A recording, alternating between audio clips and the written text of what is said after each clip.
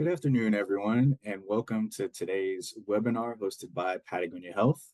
Today's webinar topic is strategies for strengthening a culturally responsive mindset. So if you aren't familiar with the Zoom webinar platform, take a look at the control panel at the bottom of your screen. It's here that you can configure your audio settings, send chat messages, and ask any questions.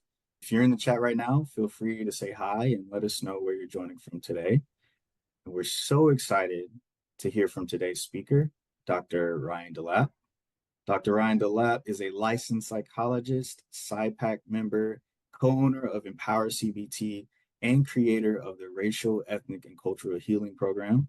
Dr. DeLapp is widely recognized for his expertise in supporting minority individuals with healing from learning to navigate cultural structures within their lives. He's authored over 20 publications and has conducted over 100 presentations discussing considerations for assessing and treating racial and cultural stress in diverse populations. The culmination of these considerations is featured in his recently released workbook entitled Empower Yourself Against Racial and Cultural Stress, using skills from the REACH program to heal, cope, and thrive. Super excited for our speaker today. So without further ado, I'm going to pass it over to Dr. DeLapp. Thank you very much for that introduction, and thank you for Patagonia Health for inviting me to speak with you all today. Today's is an opportunity, hopefully, for us all to sit back and reflect on ourselves, on our stories, and how and what brings us to the work that we're doing. Just a little bit of a background as to how I got into this particular talk. One of the things that, in my training, in terms of just multiculturalism and such, a lot of that training includes things like teaching about different communities, the norms and traditions within communities, maybe some concepts to understand kind of the rhythms of different cultural rhythms in different communities as well. And then also some skill sets, maybe some assessment tools, interventions that we can be used to show a respect for someone's background. But what sometimes is lacking within multicultural trainings is the exploration of us as the clinician in terms of what we bring into the room. And so you'll hear me use this phrase that therapy is a culture. And what I mean by that is whenever we're asking someone to step into our in real life or virtual office, we're asking them to step into a culture where whether it's a culture of CBT or dynamic related work, a culture of mental health intervention where there's certain rules and regulations and expectations within that culture. There's also a culture around what is believed to be adaptive, resilient, healthy, wellness, these concepts that really we as clinicians build a whole kind of treatment around and a culture around. And we're inviting kids, adolescents, adults, families into the culture of therapy. And the question I want to have us to ask today is what does it look like to be sensitive to and sensitively create that culture and also be collaborative in welcoming them into the culture and making sure that we're not just forcing their assimilation.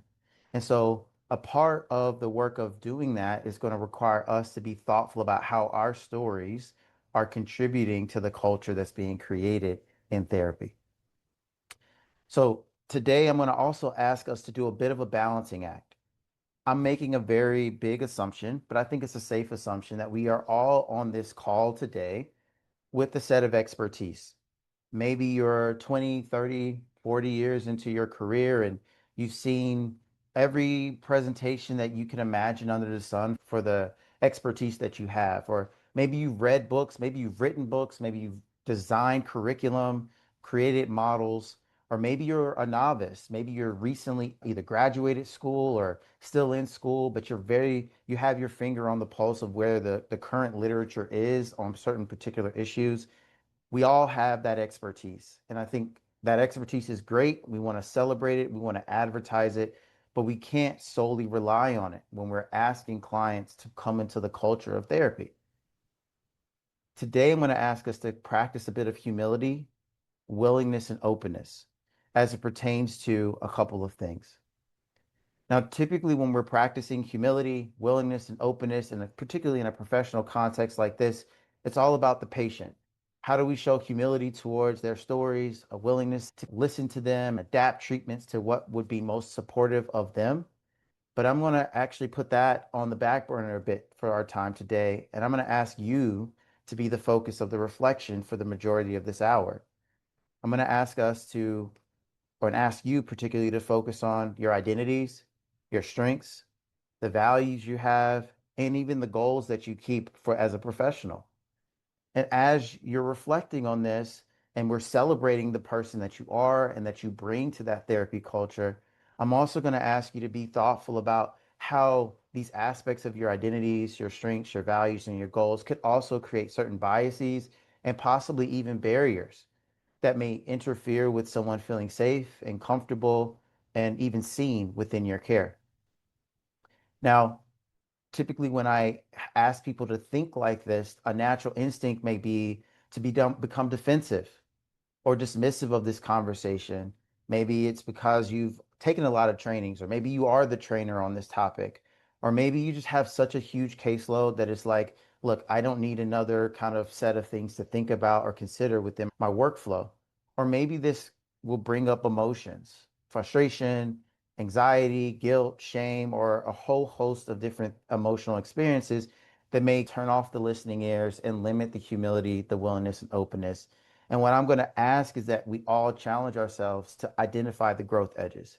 Try to find at least one thing or maybe even two things that you will commit to reflect on more, talk about more, or explore more with the people in your workspace or even in your own personal life. At the end of today, I will include two exercises that you can possibly take and do after this training to continue reflecting on the core concepts that I'll be going over. I mentioned culturally responsive mindset is like the kind of the title, but I want to highlight what I mean by culturally responsive care. And notice here that I say programming. So I don't think that the care that I'm not limiting it to just one-on-one or group-based interactions. Programming includes how your website is curated, how your offices are decorated, how your policies are designed. It is a comprehensive a conceptualization of care that our clients, our patients are interfacing with. And when I think about culturally responsive care, it is a framework of trying to respect the strengths and the values that an individual has within their cultural background. Now, this talk is not going to advertise strategies or assessment tools or ways to incorporate the strengths within or values of someone's background within the treatment process. But what it is going to ask you to think about is, do you have an orientation that looks for these strengths or values, that tries to welcome them into the therapeutic process, or that even communicates to your clients that this is something that's important? That's what I want us to be reflecting on, is what you bring to that space and how you create an openness, or at least a understood openness, to this aspect of someone's background. Also, I think culturally responsive care create is a makes an effort to create space for someone to discuss, explore, or even receive support for cultural stressors, things like racism, sexism, transphobia, acculturative stresses, or even things that may not fit naturally within what we think about cultural stress, like maybe someone moving to a different region of the country. I've moved several times I'm born and raised in North Carolina. I was trained clinically at the University of Louisville in Kentucky. I then did my internship in the Bronx, New York. I then practiced and did my postdoc in Washington, D.C. And now I currently live in Delaware. Those different regions have different cultural experiences and different stressors that I've had to adjust to. So it's not just about being black or being or gender or some aspect of that, but it could be just how someone has moved and transitioned between different locations within their city, their or the country, and really showing an openness and consideration for how that could have created some sort of stress culturally for that individual. How do we, again, as a clinician, how do we show an openness and a curiosity that this is something we want to talk about in the space if our client wants to do so? And then last but not least, each person has a set of check boxes that they are maybe forcibly or choose to be in from an identity standpoint. For myself, I'm a black male and I'm from the South, right? Now, as a black male from the South, born and raised, there are certain aspects of being in those boxes that I wholeheartedly endorse and that it would be a great thing to incorporate within understanding me. But there's also ways in which I don't identify with some of the trends, traditions, or values that are oftentimes stereotyped and associated with those kind of identities. So within culturally responsive care, we want to both I did see the individual within their community, but also explore ways in which they are not necessarily adopting or endorsing some of the core elements of the communities that they're affiliated with. So today, my goal is to try to talk about what we can be doing in our everyday lives outside of the therapeutic space to increase the likelihood that we are making these efforts to respect, to create safe space, and to acknowledge the individual. Now, of course, I always like to start off with the barriers that I anticipate that I know I have faced and I anticipate that you face in practicing culturally responsive care. Said differently, I know we may have this genuine connection to everything that I've said so far. We may have the greatest goals and passion for this work, but there are legitimate things both in our environments and also possibly within ourselves that makes this type of care a more challenging thing to make a reality. Some of these things can include systemic factors, things like policies, laws that are passed, or the workflow that we have. If we see 30 people a week, or even 25 people a week, or if we have policies as to how we're supposed to practice, what we can and can't say, this can put restrictions on the ways in which we feel like we can prioritize culturally responsive care as defined on the previous slide. Client factors. If our clients have, let's say, high acuity, right? Let's say a client comes into the door and they're struggling with suicidality or self-harm or some maybe early case psychosis or a constellation of emotional experiences that are just very severe, that it's hard to get information about some elements of their background or their demographics or really explore the strengths and the values that they carry because you're really trying to stabilize or help someone to be at a place where they can talk about that at another point. Or another aspect is identity develop. I do a lot of work with preteens and adolescents and even young adults, and they all are at different points of their understanding of who am I. And so if I meet somebody who maybe hasn't done a lot of self-exploration into certain aspects of their identity, and here I am trying to show a sensitivity to an area of their background that they have yet to explore, it's going to be really hard for them to maybe communicate or even want to communicate about that. And that's maybe something that I can't control, no matter how open or curious that I am about that part of themselves. And then there's the adult or clinician client relationship. No matter how much I may want to say, I want to explore this aspect of your background, your identity, I want to incorporate this into our work and show that our treatment can be sensitive and supportive to that. There are times where folks may see this mismatch or see that maybe I am not somebody who's within their community and may feel a lack of trust or a lack of willingness to even go there with me. And no matter how much I try to practice humility and say things sensitively and do things the quote unquote right way, I may not get that invitation or that consent to go there. And so that is something that many times can be a barrier that folks have to learn to navigate. But on the bottom level, these are things that far more within the clinician's control. That is, whenever having conversations about cultural topics, by and large, it's not usually, it can sometimes be an uncomfortable experience. That uncomfortable experience can include anxiety, guilt, shame, or some sort of heightened arousal, or maybe a negative dialogue in your mind that you're also having to contend with while talking to the client. And ultimately, it's up to us to figure out how do we regulate that emotional experience and still show up in a way that's sensitive and responsible and responsive. Also, from a clinical perspective, and in terms of the clinician's perspectives on this issue. I was talking to someone earlier today and talking about how a lot of this stuff that I'm going to talk about is very intentional. It's going the extra mile. It's going beyond what is required or what is seen or what is noticed by even superiors or by colleagues. It is saying that this is a something that's important to me. It's valuable enough for me to inconvenience myself to think about or to set time aside to reflect on kind of some of the exercises I'll talk today And if folks don't have that perspective, it can really get in the way of trying to build this culturally responsive mindset and prioritize this type of care. And then last but not least is I alluded to education earlier and understanding that there are times where the desire to be culturally responsive and the resources available or the knowledge available to deliver upon that feels like there's a gap. And so also today I'll talk about maybe a few things that can maybe close that gap if you're interested. Now, this is not an exhaustive list, but I do invite you to reflect on these barriers. And I'll have an exercise later where maybe you can reflect on these with your treatment teams or with colleagues. And my hope is that you will utilize this slide as a form of compassion whenever you're saying, like, oh man, there are legitimate things that complicate my practice of culturally responsive care. And at the same time, how can I maybe increase my effectiveness in navigating some of these things as well?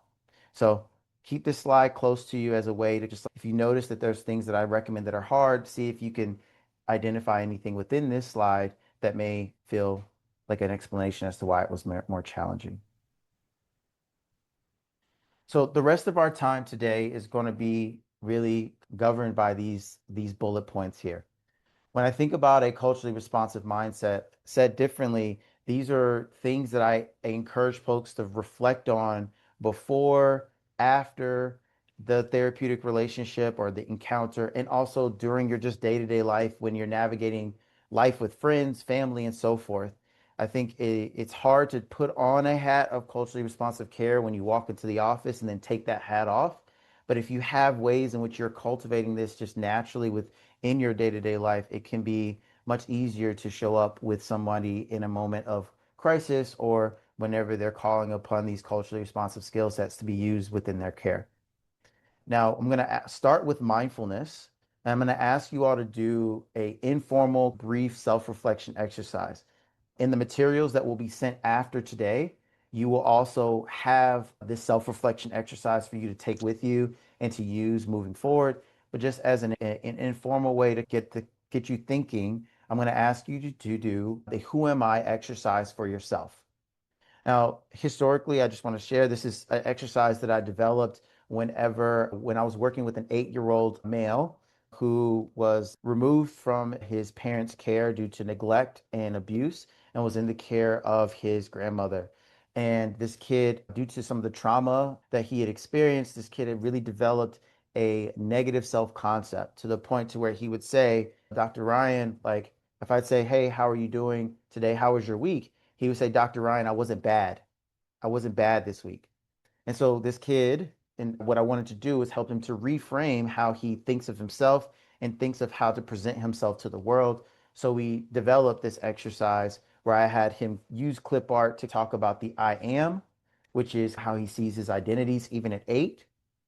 The I like to, in terms of how he sees his interests and the things he really cares a lot about, his strengths in terms of the abilities that he feels that he has and that feels really important to him, and then his values, even at 8, the things that he cares about, the things that he really finds to be very important in terms of how he spends his time. And so I'm going to ask you all to reflect on these, and I have worksheets that goes along with each of these 4 areas. Now, you don't have to, I'm not asking you to populate the chat with your responses, but I do ask maybe if you have a sheet of paper or a Word document or even the note section of your phone available, that you'll just take some time and jot down a few bits of information that each of the worksheets prompt for you. So let's start with the I am. Because a lot of my work is based in working with folks of different racial and ethnic backgrounds, one of the things that I like to invite is a discussion of the complexity of their racial and ethnic identity. So for you, I would ask you to just take a moment and see if there are any boxes that you would feel like is associated with how you identify. And if not, take a moment and just describe what would be a better terminology than what's just depicted in these boxes so far. And I'll give us maybe 30 seconds to go through each worksheet so we can stay on time for today.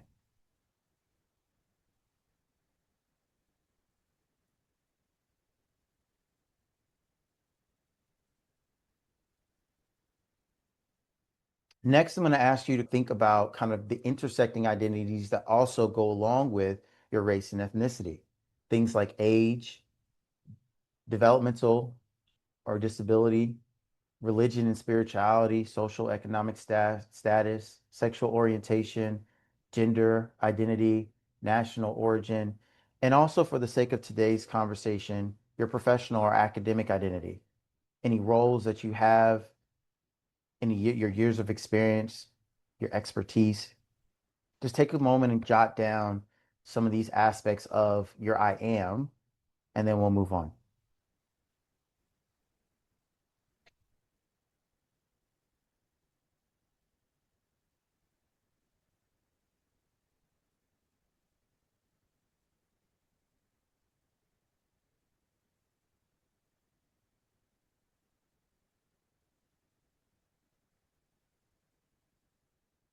Next, and again, you will have access to these worksheets to go through them more carefully at your own later.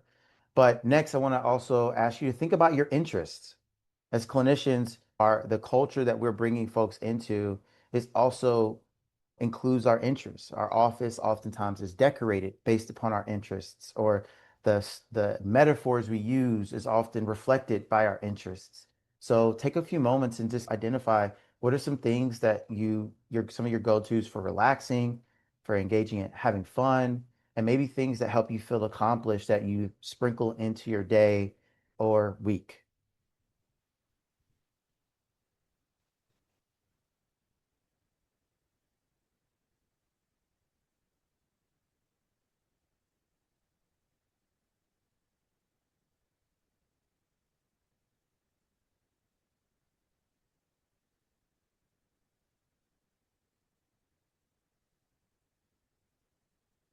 Okay. And then next, the I can do strengths. Now, for me, the way that I orient clients to and even other colleagues to this idea of strengths is this is an ability or trait that you feel like you have, that you possess, and that you can use in a meaningful way or for a meaningful goal. It's not something that you feel like you've won awards for, or that you do better than other people per se, but it's something that an ability or trait that you feel like you possess and can utilize in a meaningful way.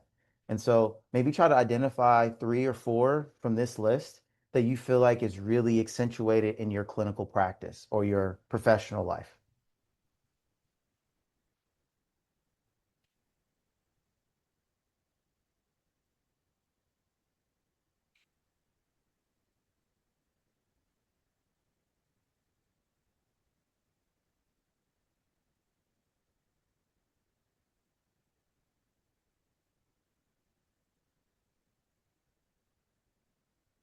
All right.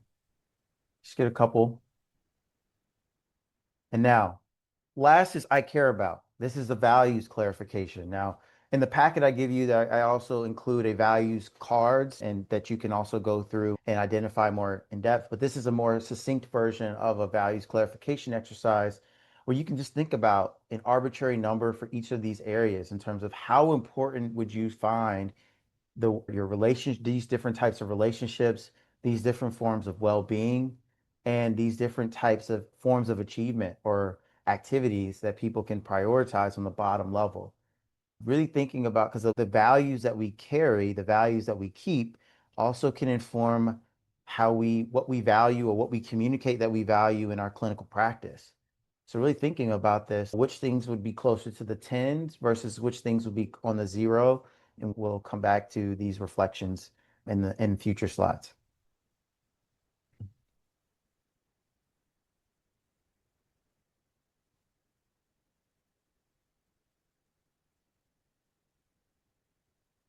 Okay.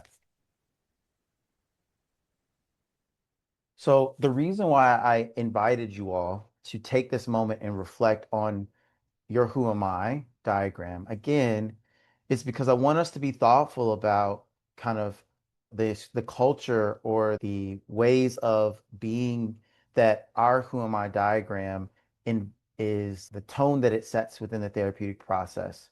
And these questions here are going to further elicit kind of how your who am I diagram may show up in your professional roles.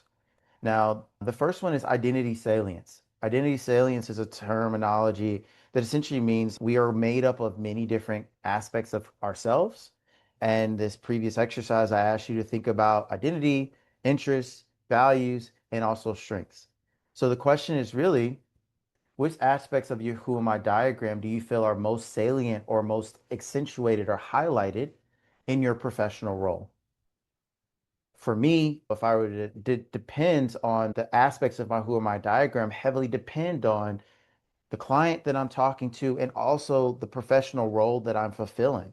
When I'm a clinician versus if I'm leading a group versus if I'm giving a community talk versus if I'm talking to professionals like this, different aspects of my who am I diagram become more or less salient in in that particular moment. So it's helpful for you, in my opinion, to think about which are the aspects of yourself become more salient or become more accentuated when you're sitting across from certain clients. And those clients can be defined based upon their identities or based upon certain symptom profiles or so forth. But I'd like to also think about beyond just kind of what comes up for you in terms of your salience, but also what comes up for you in terms of your beat. Now, the beat here is just thoughts, feelings, and actions. It's a acronym that I use clinically in my work to encourage my clients to observe and describe any element or any combination of these qualities of their experience. So for you, I would just say, what's your beat if you're sitting across from a client who has a similar versus a different set of traits within their who am I diagram? Or is there a certain symptom profile that yields a certain beat versus other symptom profiles that yields maybe a more calm or confident beat? I think these are things that are really important for us to be mindful of when we're even thinking about having conversations regarding culture or someone's background, being mindful of what that brings up for us. Also, I think it's important to be thoughtful about your journey. What has your journey in discovering your who am I been like?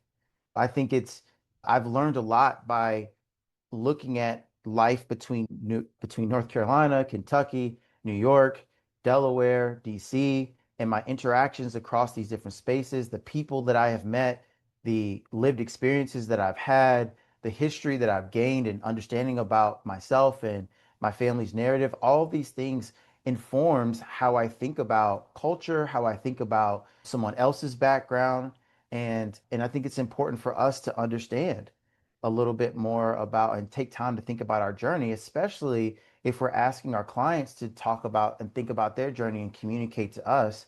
It can be really hard to be a historian and even think about this in somewhat of a succinct way. And even taking the time to even empathize with that can be really valuable in terms of shaping how you do so whenever you're talking to your clients as well. And then last but not least is within our who am I diagrams are different versions of both kind of power and privilege and also moments and instances where we feel more marginalized or disempowered. And here's a resource that I found to be really helpful at unpacking how clinicians can navigate the power differential within the therapeutic space. And this book is really helpful for me, particularly at a time where I was younger in my career. I was working in a pretty affluent kind of area with predominantly white kind of clientele, and noticing that there were ways in which my status as as a educated PhD with where folks were coming to me paying out of their pocket to work with me elevated me with a certain power and privilege in that dynamic. But then in other aspects of our interaction, maybe I felt like certain identities didn't carry as much power and privilege. So this book helped me to navigate that tension in ways that maybe past multicultural courses or even supervisions didn't help me to do so. So if that sounds like something that may be a challenge to you or something you can relate to, this is a short read, but I think a really helpful read for kind of learning more about how to responsibly yield the power that we carry in therapeutic spaces and also being thoughtful about the different levels of power and privilege that we may have between our clients and ourselves. Now, this is all building up to this again, this concept that therapy is a culture. And the question I'm asking you all to consider is how might your who am I diagram, the things that you reflected on and identified earlier, how might that influence your client interactions? Now, in a paper by all, they talk about ways in which when folks see differences, particularly between themselves and others, there it creates rooms for microaggressions or inefficient ways in which people, process these differences that can be perceived by others as slights, invalidations, or just hurtful experiences that ultimately are alienating and off-putting. And so there are times where we see differences maybe within the kind of maybe somebody has a different set of values or maybe lives their life at a different tune than you think is most important to them or is best for them, but that's really rooted in just different who am I diagrams, different ways in which those details are filled out. And in many cases that can be pathologized. As an example that I saw on social media that I sometimes show, which shows a lack of somebody understanding someone's cultural norms, where there was a black woman who was posted this, who was a psychiatric nurse practitioner, who told the story of a black woman who was on a certain medical unit and she was observed to be patting her head, and that led her treatment team to send her for a psych consult to be evaluated for risk. And what that ended up, the misinterpretation there was that patting of the hair and the head was a self-injurious behavior rather than a cultural bound behavior that is actually protective and is actually a way of preserving one's investment in their hairstyle. And so, as we see, if it, there can be, it can be quite costly if somebody is misinterprets someone's behavior and is not able to appreciate kind of a behavior as being a strength rather than seeing it as something pathological. If we sometimes minimize or pigeonhole people, that can be very off-putting or excluding or making somebody's aspect of their who am I diagram invisible can also show poor ramifications. And then also, if we just act as if, look, I'm here to do therapy. I don't need to consider all of this cultural work. I just need to do the assessment, propose my treatment plan. That colorblind ideology, that lack of curiosity about someone's who am I diagram can also be costly as well. So these are some of the things that I encourage, which is welcome and embrace, challenge and limit pigeonholing, explore and invite the invisible, and see beyond the problems and the symptoms. And one of the ways for doing that is a separate exercise that I will also ask you all to do, not now, but later in your treatment teams or by yourself. This exercise in brief is think of a client, it doesn't have to be a client of color. It could be just a client who has a different identity than your own. And you go through and just reflect on what do you know about their who am I diagram? You haven't given them this exercise. Maybe you didn't even know the who am I diagram existed, but just what do you know about their identities, their interests, their strengths, and their values?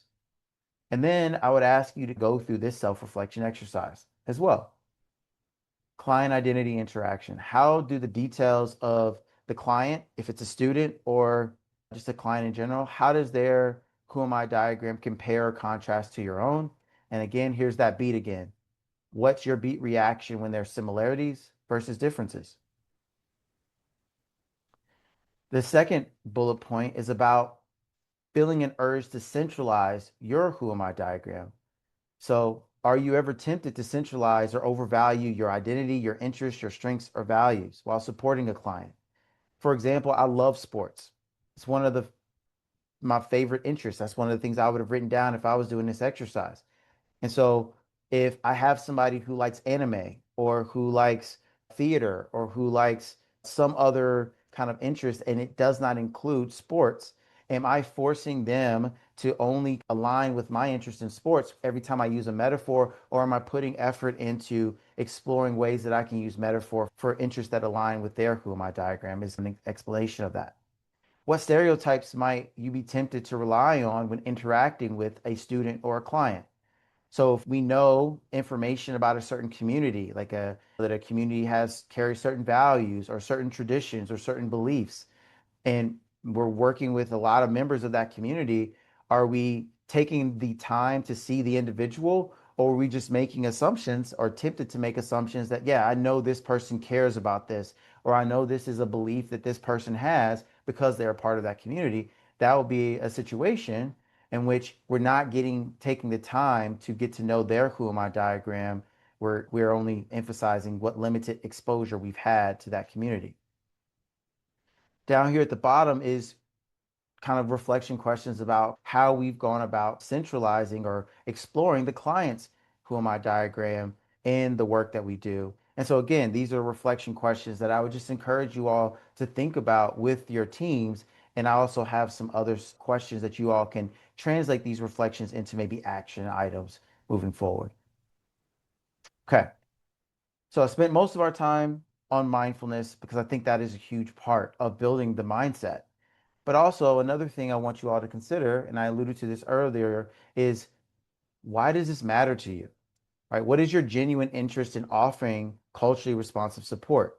Going back to your who am I diagram, is there anything about your interests or your identities or experiences related to your identities that says, yeah, this is important to me, or your interests, or your strengths, or your values?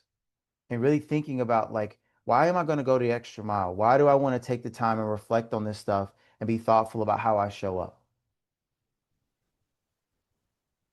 Next is a culturally responsive mindset takes action beyond a therapeutic interaction.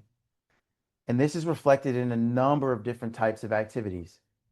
So, personal education, you all are here attending a talk. I don't know if this is mandatory or not, but you're here, right? So, you're taking action to sharpen this aspect of your thinking and your approach to the work that you do. This can also be through reading, right? By reading articles that are related to the topic or books that are related to the topic. This can also be through experiential exercises like the implicit association test that is offered or sponsored by Harvard and allows you to do a lot of different kind of look at certain implicit associations for different demographics. I'm a DEI consultant for a practice that has offices in New York, DC, and Virginia.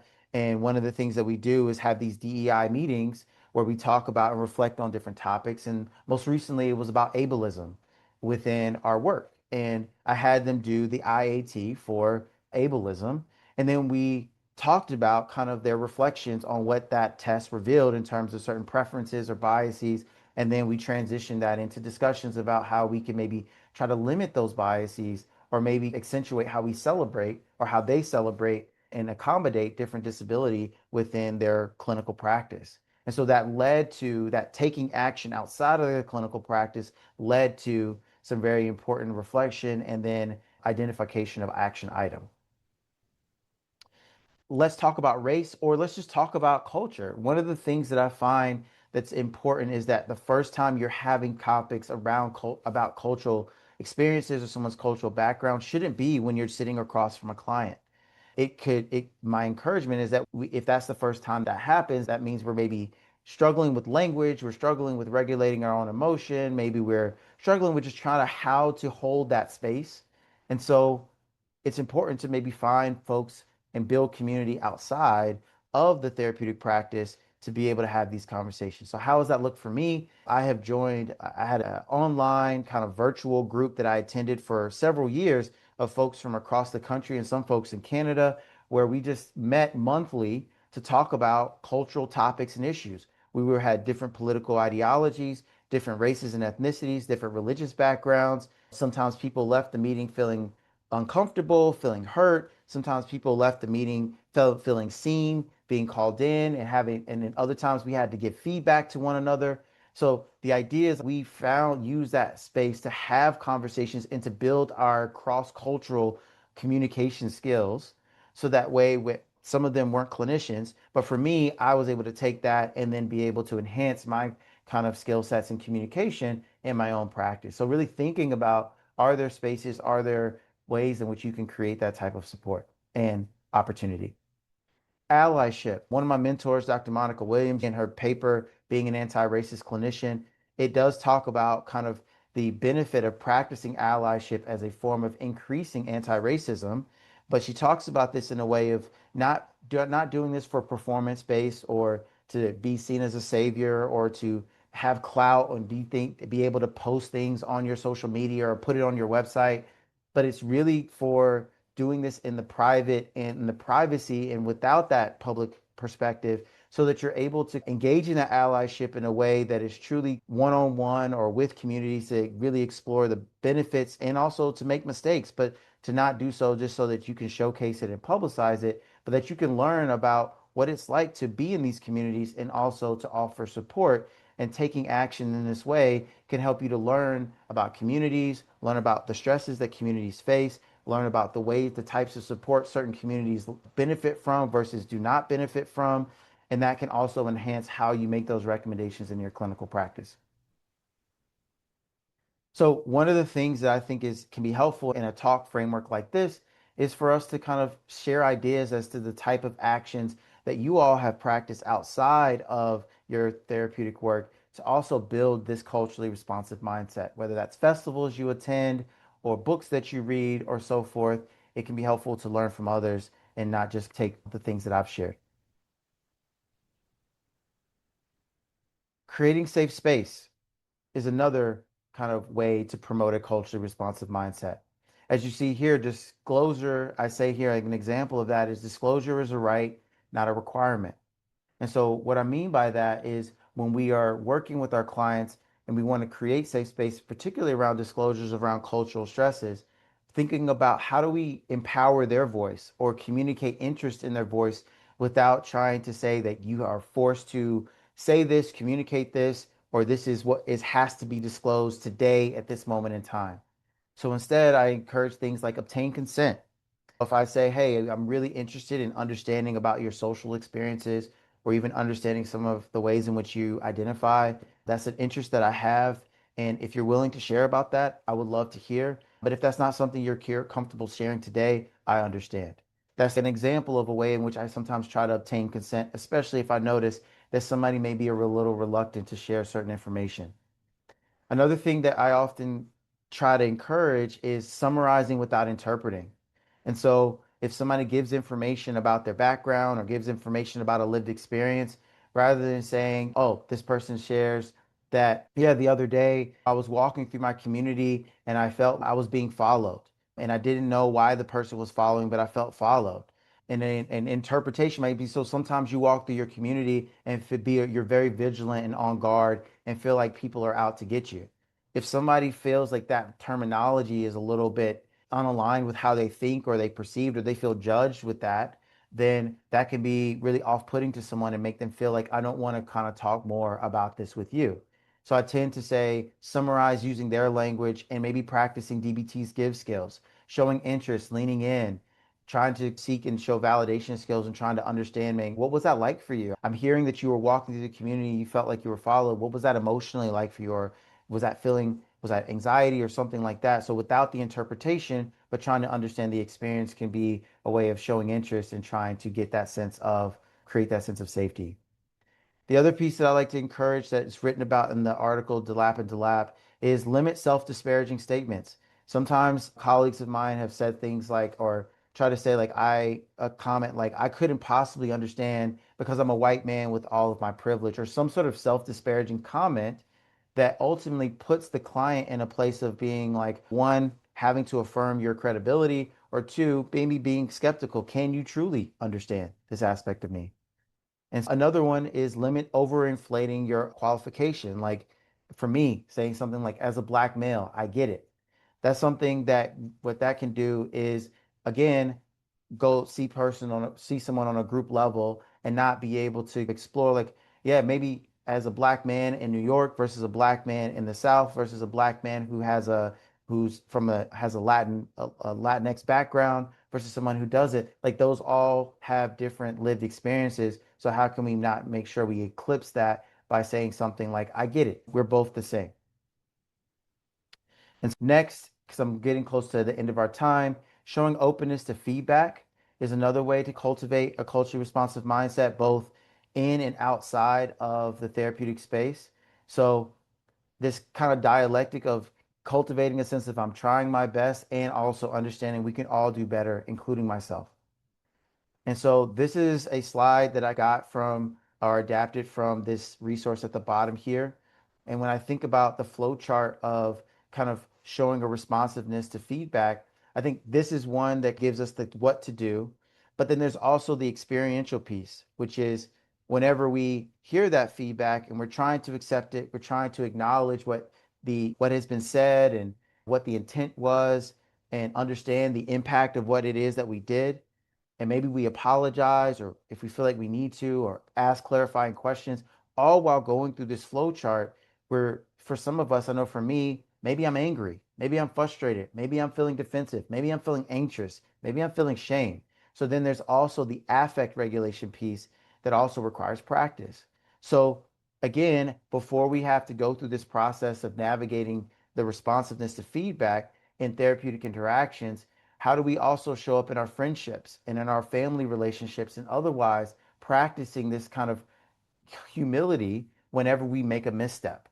Can we practice that in other relationships so that we can also have a way of knowing what that feels like emotionally and cognitively for us? And then we also find ways and receive feedback from our folks when we're not responsible for their care as to how we maybe are able to be more open or more and less defensive when feedback is given to us.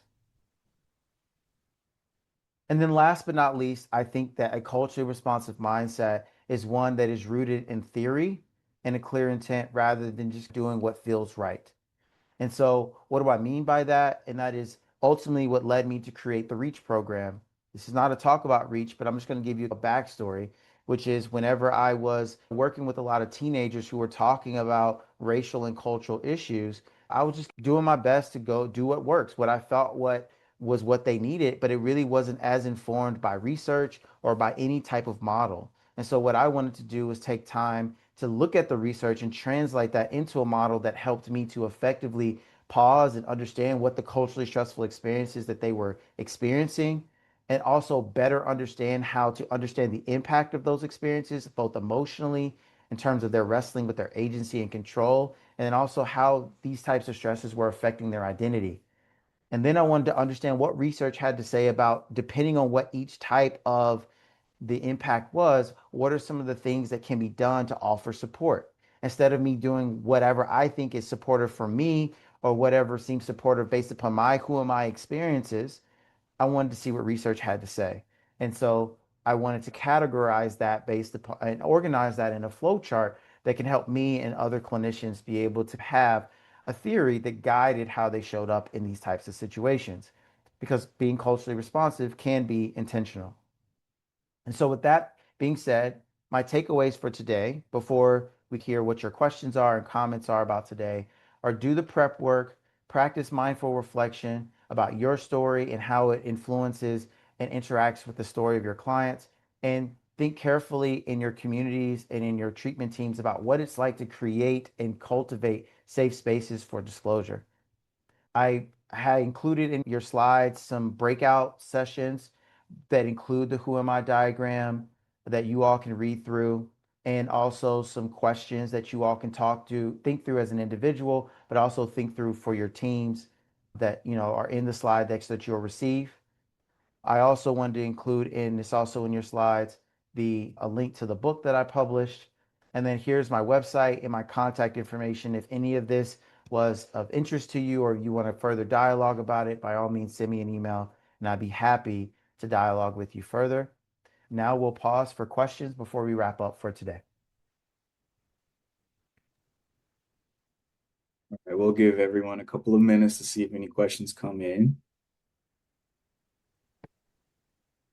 And thank you so much for that presentation, Dr. DeLapp. While we're waiting, just to reiterate, we look like we have a raised hand. Let's see. Lily, would you mind putting the question in the chat for me?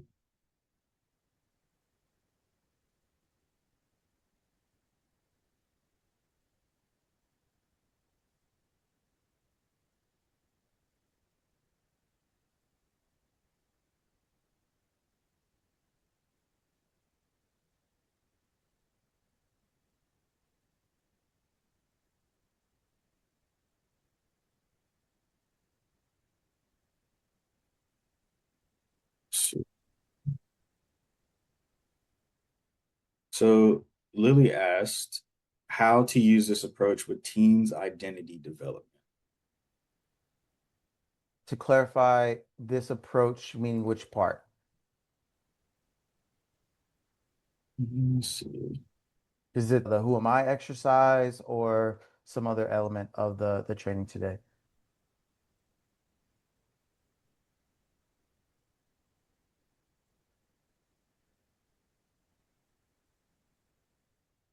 the who am I exercise.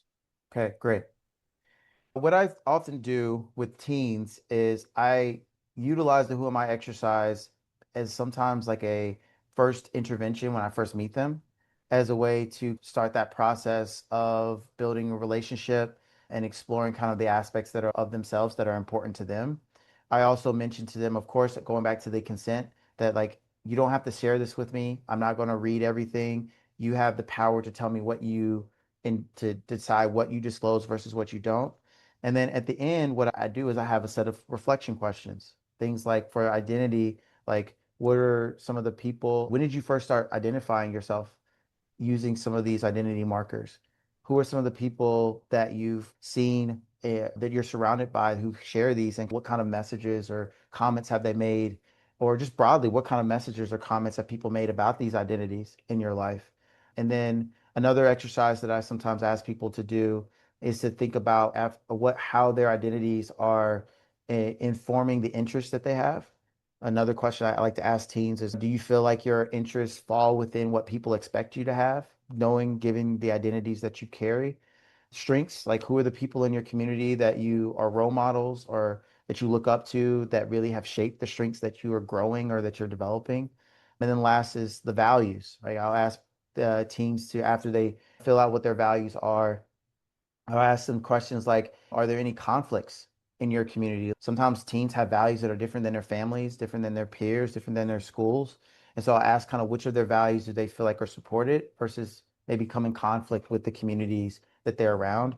And that really helps me to get a lot more information about how they're thinking about their who am I, the status of that, and how it influences their day-to-day life. Great, and thank you for asking that question, Lily. All right, so Claudia asks, in a recent conference, the presenter and registered nutritionist who works for an outpatient practice said, I don't give recommendations about tortillas because my family doesn't eat that kind of food. What should be my action as a public health professional? I'm trying to understand, so I don't give recommendations about tortillas because my family doesn't eat that food. And you're asking about the action that you can take in that situation. A couple of questions that I'd be curious about is one, like asking the presenter if you have that type of interaction, like for more context and their intent behind that belief system and also the impact of that belief system or that practice. And then if you feel like that practice really is conflicting or limiting or has negative impact, sharing that concern and engaging in a dialogue with that individual to try to see what their thoughts are, but then also maybe showcase to others that maybe the degree to which you do or don't support that perspective. And that is a form of allyship that also helps you to think about what that feels like for you. And then also can be informative, especially if you're working with folks who have to advocate for themselves in different ways. It gives you a more empathetic and first person experience as to what that's like. Awesome. Great question. And I think that's time for now, but appreciate all the interaction. And again, thank you, Dr. DeLapp, for your presentation. If this is your first time hearing about us at Patagonia Health, I do want to introduce ourselves. We're an integrated EHR, practice management, and billing solution, and we serve both public health and behavioral health. If you'd like to learn more, you can visit our website at patagoniahealth.com. Again, everybody who registered today will be getting the slides and the self-reflection worksheet as well in their emails. Expect that early next week. But other than that, have a great day and a great weekend, everyone. Thank you all for your time and hope you all have a great weekend as well.